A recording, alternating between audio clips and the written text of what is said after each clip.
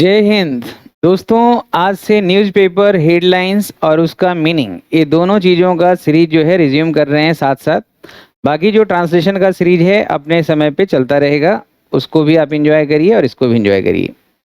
सबसे पहले इसमें मैं वर्ड दूंगा, उसका मीनिंग आपको बताऊंगा और उसके बाद उस वर्ड को किस हेडलाइन से उठाया है वो रखूंगा और फिर उसका हिंदी एक्सप्लेनेशन मैं दूंगा। तो चलिए शुरुआत करते हैं। 10 हेडलाइंस रोज हम लोग पढ़ेंगे। बहुत बढ़िया तरीके से आपको न्यूज़पेपर पढ़ना आ जाएगा। हेडलाइंस अगर पढ़ना आ गया तो नीचे डिटेल्स जो है, न्यूज़ डिटेल्स, उसको पढ़ना बहुत आसान है। शुरू करते हैं।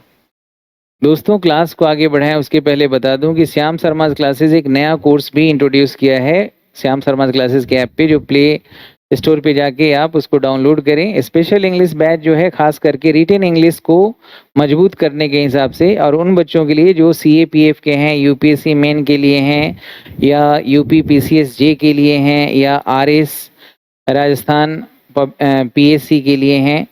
इन सारे बच्चों के लिए, या वो बच्चे जो चाहते हैं कि वो UPSC का एग्ज़ाम हिंदी मीडियम से ना देखें, इंग्लिश मीडियम से दें, उन सब के लिए स्पेशल इंग्लिश बैच है। आप जाके डेमो वीडियो ज़रूर देखें। बाकी SSC, bank PO, railway, CAPF, ये सब के लिए कोर्स आपको पहले से ही complete English course recorded class मिल रहा है।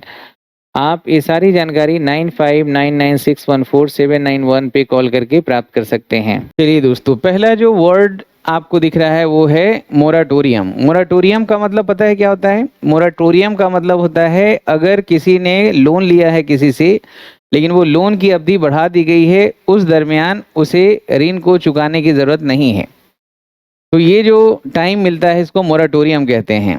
तो ये जो मैंने हेडलाइन उठाया है, वो ये जो वर्ड उठाया है इस हेडलाइन से है, लाइफ लाइन फॉर टेलीकॉस। टेलीकॉस का मतलब टेलीकॉम कंपनी। न्यूज़पेपर हेडलाइन हमेशा शॉर्ट एंड फॉर्म में लिखा जाता है। लाइफ लाइन समझते हैं, जीवन दान मिला है टेलीकॉम कंपनी को। किसने दिया? सरकार ने। एज, जैसा कि सरकार ने ऑफर्स, ऑफर्स यहाँ वर्ब है जिसका मतलब है हैज ऑफर्ड। प्रेजेंट इंडिफिनिट में लिखा हुआ है तो इसका मतलब प्रेजेंट परफेक्ट समझिएगा, और कोई टाइम अगर दिया है फ्यूचर का तो समझिए फ्यूचर इंडिफिनिट में वो है, बात फ्यूचर का है। तो हैज ऑफर्ड यानी कि सरकार ने ऑफर किया है कि 4 साल तक आपको मोराटोरियम मिलता है, जो भी आपका बकाया राशि है। ड्यूज का मतलब बकाया राशि, ड्यू मतलब उचित होता है और ड्यूज मतलब बकाया राशि। तो बकाया राशि आप 4 साल के बाद चुकाएं, आप अपना काम तब तक उस पैसे से करते रहिए, ये मोराटोरियम मिला है। तो इसका हिंदी जो आया है, टेलीकॉम कंपनी को जीवन दान मिला जैसा कि सरकार ने 4 साल के लिए उनके बकाया जमा करने पर रोक लगाया है। सही है। अगला जरा वर्ड देखते हैं। अगला जो वर्ड है वो कॉमन वर्ड है, इंसेंटिव। जब आप कहीं भी कोई कंपनी, फैक्ट्री, वर्कशॉप कहीं भी काम करते हैं, या कोई भी व्यक्ति को आप इंसेंटिव देते हैं, मतलब उसको प्रोत्साहन देते हैं। प्रोत्साहन के रूप में आप राशि देते हैं या कुछ गिफ्ट देते हैं, कुछ और रिलीफ देते हैं, इसको इंसेंटिव बोलते हैं, प्रोत्साहन। तो ये जो मैंने वर्ड उठाया है इस हेडलाइन से, incentive boost for auto drone manufacturers. जो ऑटो बनाने वाले निर्माता हैं या ड्रोन बनाने वाले निर्माता है, उनको इंसेंटिव मिला है, और वो इंसेंटिव उनको बूस्ट करेगा, उनको एक प्रोत्साहन देगा कि काम आप और बेहतर तरीके से करें।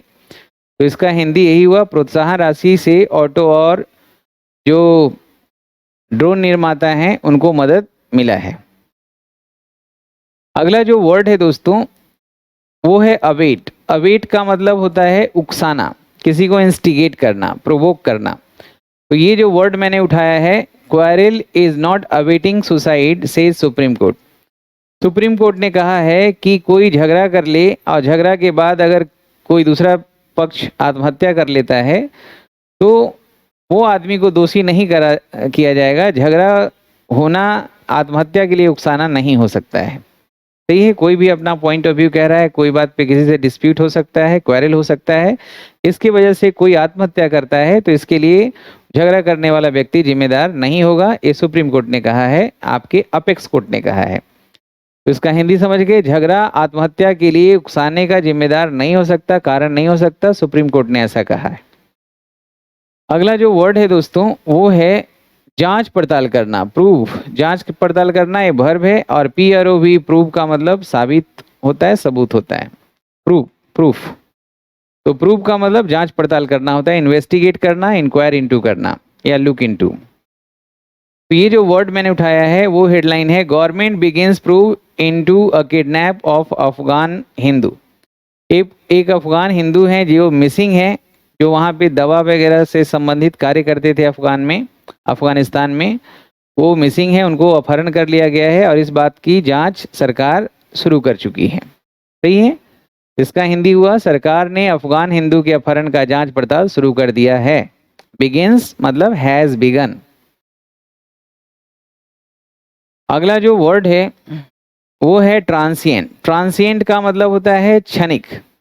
जैसे कभी कभी ट्रांसिएंट प्लेजर के लिए आदमी अपना जीवन तबाह कर लेता है। ट्रांसिएंट का मतलब क्षणिक, मोमेंट्री होता है, कुछ समय के लिए, पल भर के लिए।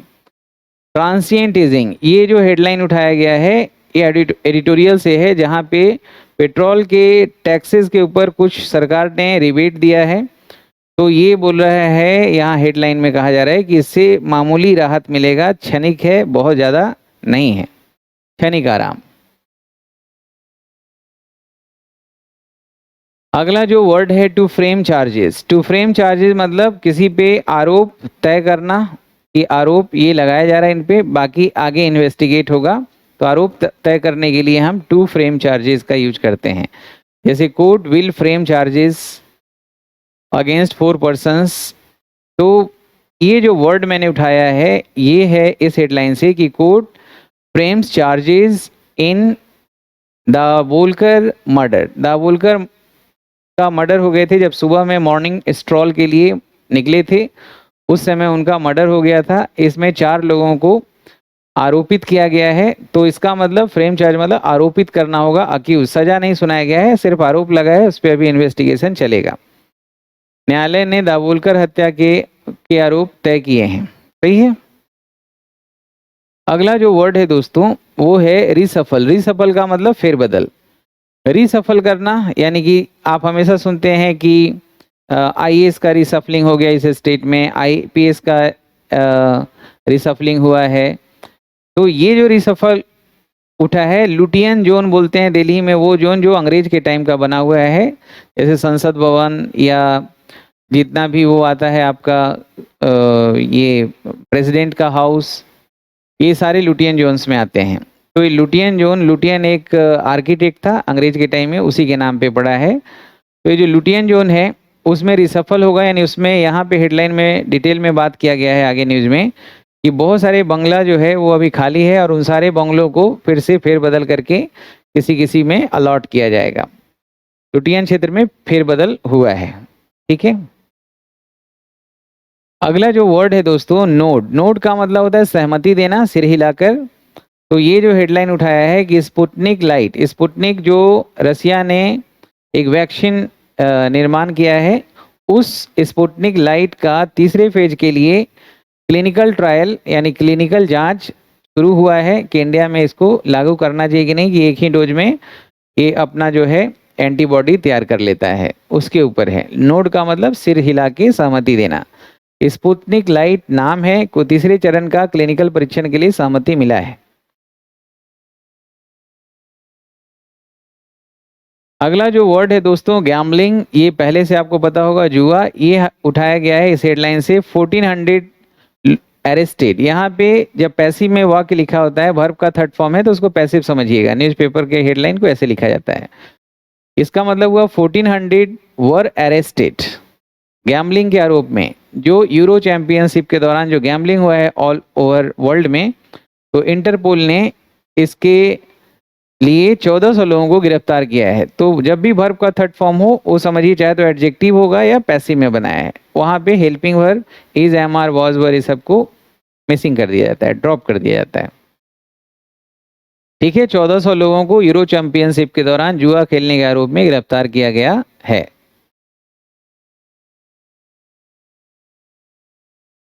अगला जो वर्ड है वो है क्लैश। क्लैश का मतलब होता है संघर्ष। तो ये जो वर्ड मैंने उठाया है वो है India China avoided open clash over origins of Covid. Covid के उत्पत्ति कहाँ से हुई है? ज़्यादातर लोग का मानना है चाइना से हुआ है, लेकिन खुल के इसके ऊपर भारत ने बात नहीं किया है। जो इंटरनेशनल समिट हुआ था रिसेंटली उसके ऊपर, और भारत चाइना ने कहा कि इससे खुला टकराव से बचने के लिए ऐसा स्टेटमेंट दिया गया है। ठीक है, भारत और चाइना कोविड की उत्पत्ति के ऊपर खुले टकराव से बचने का कोशिश किए। कोशिश वर्ड समझने के हिसाब से यहाँ लगाया गया है। तो दोस्तों बहुत आसानी से आप न्यूज़पेपर को पढ़ सकते हैं। 10 वर्ड मैं उठाऊंगा 10 हेडलाइन से, और मैं रोज आपको बताऊंगा। धीरे धीरे आपका ये जो न्यूज़पेपर पढ़ना है आपके लिए बहुत ही ईज हो जाएगा। अपना ख्याल रखेंगे, हंसते रहेंगे, मुस्कुराते रहेंगे। जय हिंद, जय भारत।